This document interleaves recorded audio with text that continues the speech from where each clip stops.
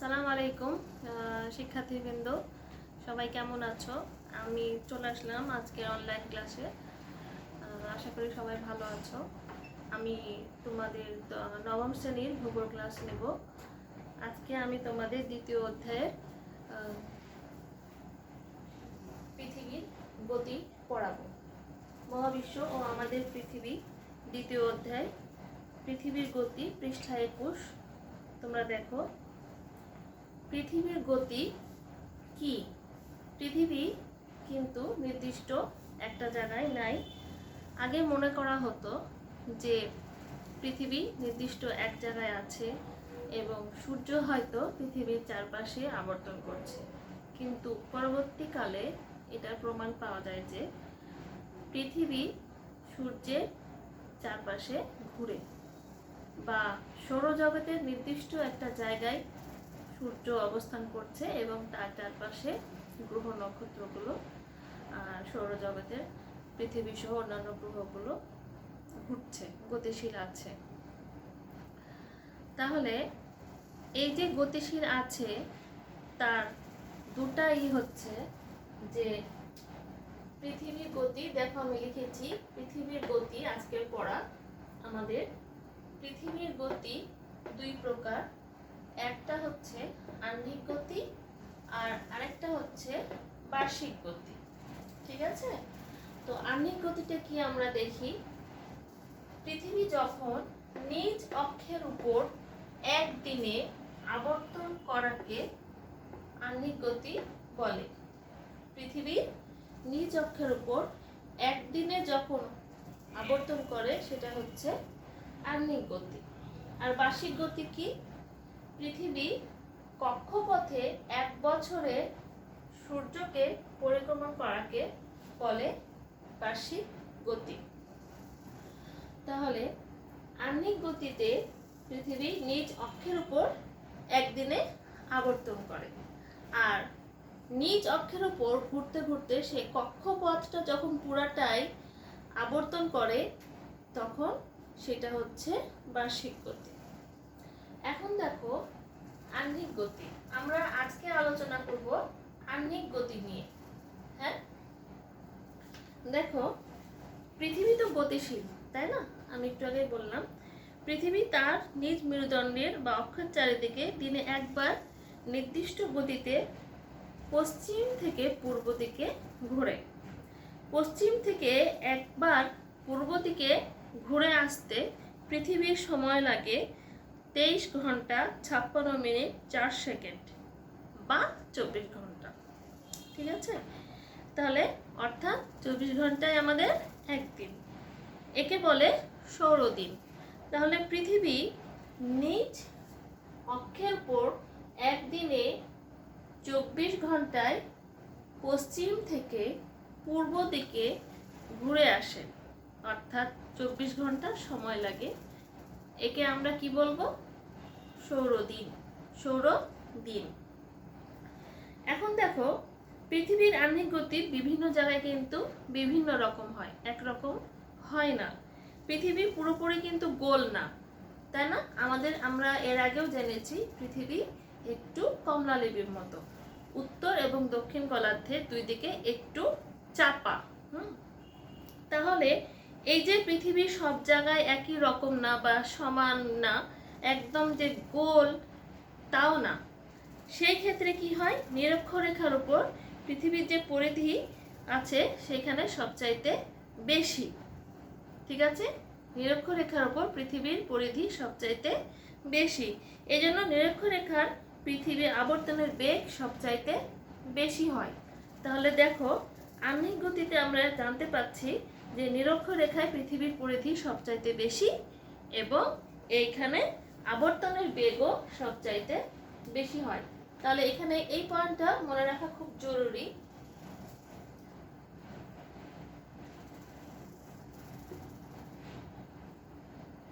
নিরক্ষরেখার উপর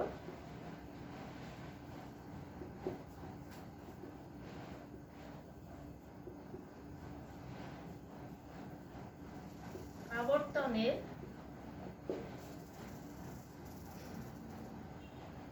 বেগ সবচাইতে বেশি।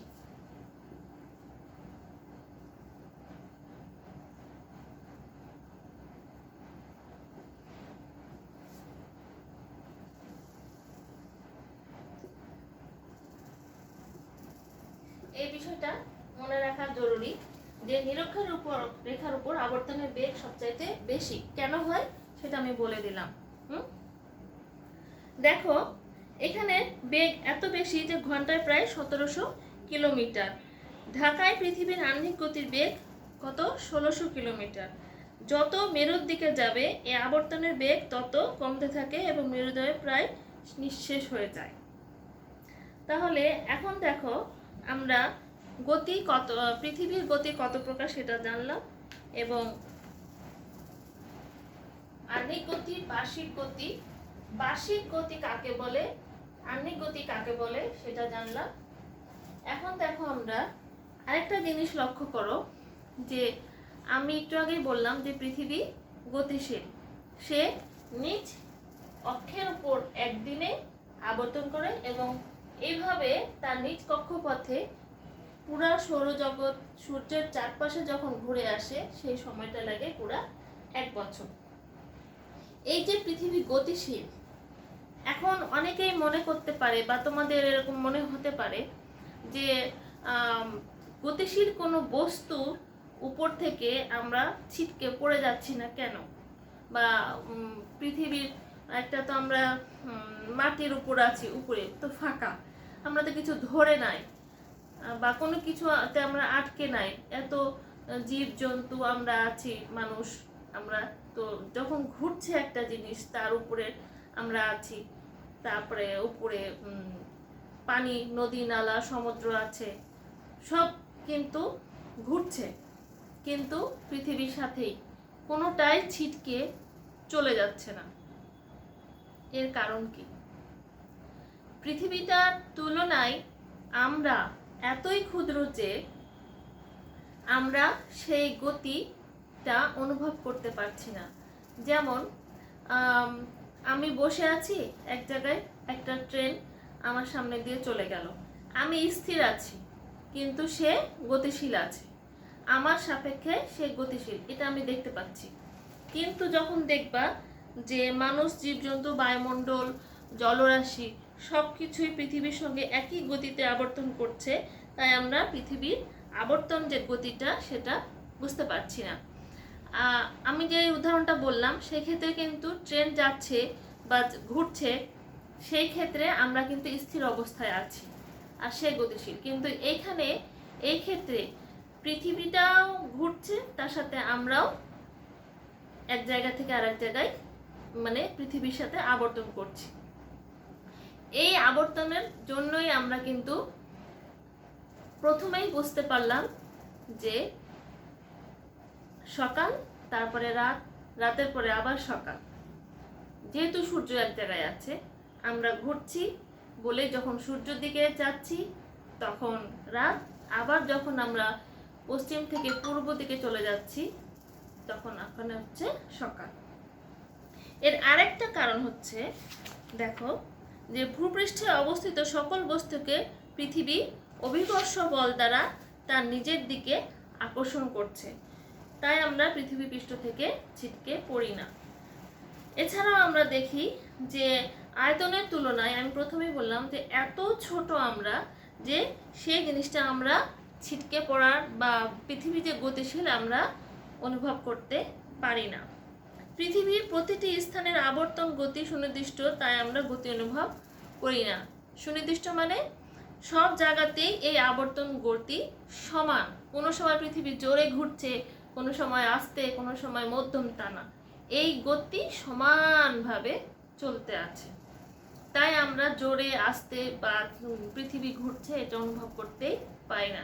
আমরা পৃথিবীর জন্য আসলে খুবই ছোট, এই জন্য আমরা এই গতি অনুভব করতে পারি না। দুটি বস্তুর মধ্যে একটি যদি দাঁড়িয়ে থাকে এবং অন্যটি যদি চলতে থাকে তাহলে বোঝা যায় তার গতি আছে। আমি প্রথমে বললাম যেটা উদাহরণ দিয়ে, এভাবে পৃথিবীর সামনে স্থির বা সমান কোনো বস্তু নেই যার সাপেক্ষে আমরা পৃথিবীর আবর্তন গতি বুঝতে পারি। অর্থাৎ আমি যেটা বললাম যে ট্রেন চলছে, আমি বসে আছি, আমার সামনে ট্রেন চলছে বা বাস চলছে, আমি দেখতে পাচ্ছি, কিন্তু এমন কোনো বস্তু পৃথিবীর সামনে নাই যার কারণে হচ্ছে পৃথিবীর আবর্তনটা আমি বুঝতে পারি। ঠিক আছে, তাহলে আমরা এইখানে একটু এই খুব ভালোভাবে দেখব এই প্রশ্ন এটা, যে পৃথিবী থেকে আমরা ছিটকে পড়ছি না, বা পৃথিবী যে আবর্তন করছে আমরা সেটা অনুভব করতে পারছি না কেন, বা এর কারণ কি। ঠিক আছে, এই কারণগুলো আমি যেগুলো বললাম তোমরা একটু ভালোভাবে দেখবে। এছাড়া দেখো যে আহ্নিক গতি যে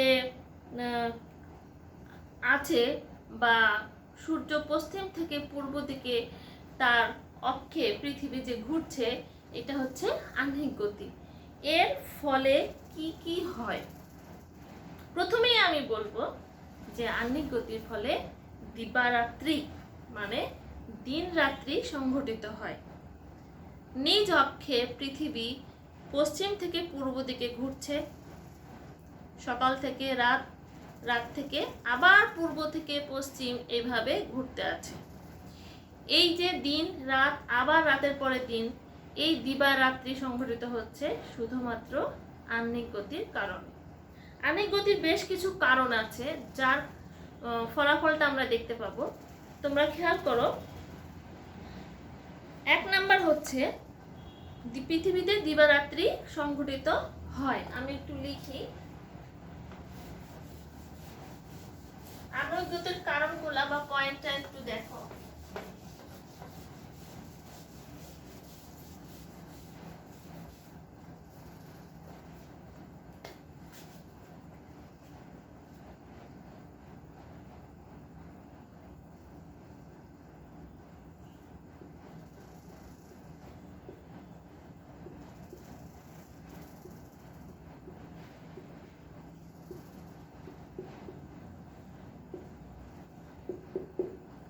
আহ্নিক গতির ফলে কি হয়? এক, আমি বললাম যে আহ্নিক গতির ফলে দিবারাত্রি সংঘটিত হয়। পৃথিবীতে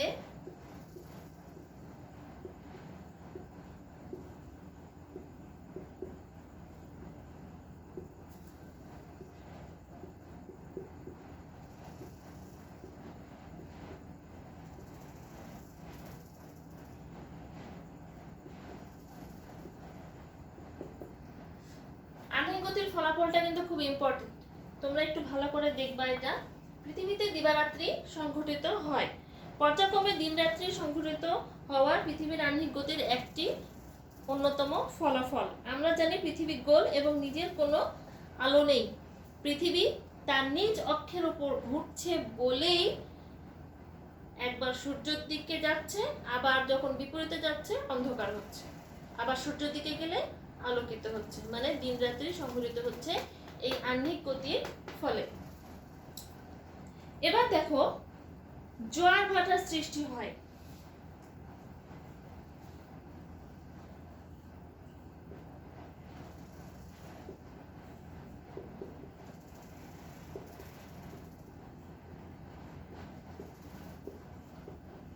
জোয়ার ভাটার সৃষ্টি হয়।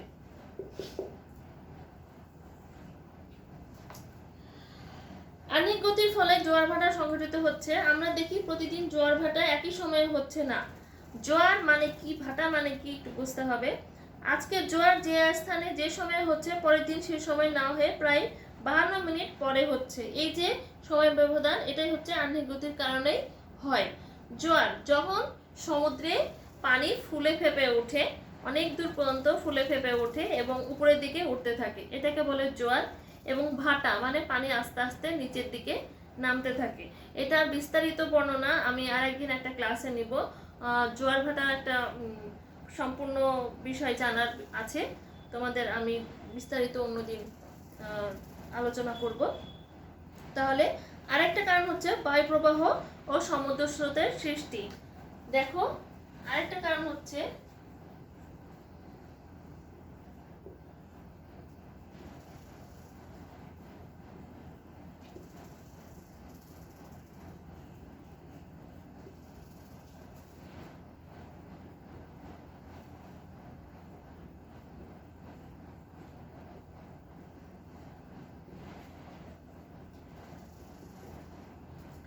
আহ্নিক গতির কারণে বায়ুপ্রবাহ ও সমুদ্র স্রোতের সৃষ্টি হয়।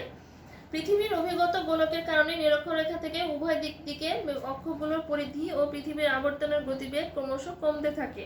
এর কারণে পৃথিবীর বায়ুপ্রবাহ ও সমুদ্র স্রোত গতির দিক সরাসরি উচ্চ চাপ থেকে নিম্ন চাপের দিকে না যেয়ে উত্তর গোলার্ধের ডান দিকে এবং দক্ষিণ গোলার্ধে বাম দিকে বেঁকে যায়। বায়ুপ্রবাহ ও সমুদ্র স্রোত যে হয় সেটা হচ্ছে উত্তর গোলার্ধের ডান দিকে এবং দক্ষিণ গোলার্ধে বাম দিকে বেঁকে যায়। আরেকটা কারণ হচ্ছে তাপমাত্রার তারতম্য সৃষ্টি।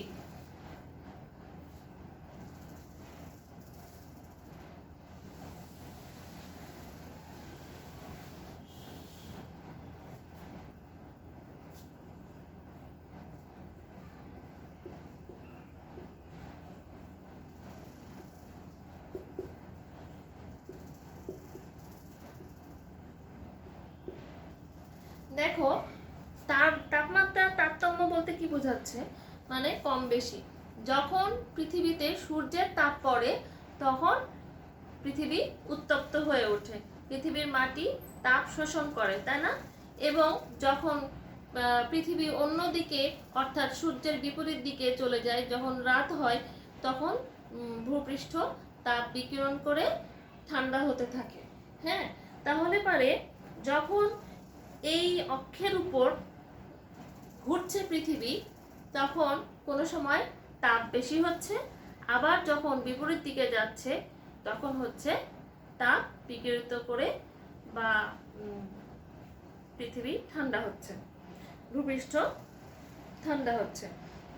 আহ্নিক গতির ফলেই এই তাপমাত্রার তারতম্যটা হয়ে থাকে। আবার দেখবা যে কোনো সময় উদ্ভিদ ও প্রাণী জগতের একটা সৃষ্টি হয়েছে, উদ্ভিদ ও প্রাণী জগৎ সৃষ্টি হয়েছে। এই তাপমাত্রা যে পাচ্ছে, 5 নম্বর পয়েন্ট হচ্ছে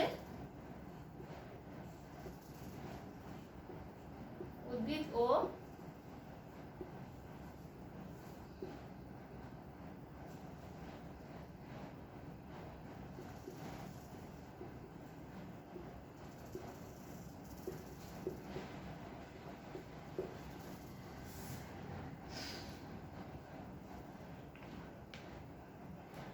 পৃথিবীর এই যে নিজ অক্ষপথে আবর্তন করছে, এই আবর্তনের কারণে পৃথিবীর সব জায়গায় সূর্যের আলো পৌঁছায়।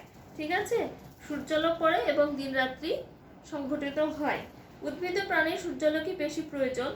দিনের বেলায় সূর্যালোক থেকে শক্তি সঞ্চয় করে এবং রাতে ওই শক্তি উদ্ভিদ কি করে, শক্তি সঞ্চিত খাদ্য হিসেবে শারীরবৃত্তীয় কাজে লাগায়। কোনো প্রাণী দিনে আবার কখনো রাতে খাদ্য সংগ্রহ করে। পৃথিবীর আবর্তন গতির ফলে দিন রাত্রি সংঘটিত হয়, তার উপরই উদ্ভিদ ও প্রাণীজগতের নিয়ম শৃঙ্খলা অনেকখানি নির্ভর করে।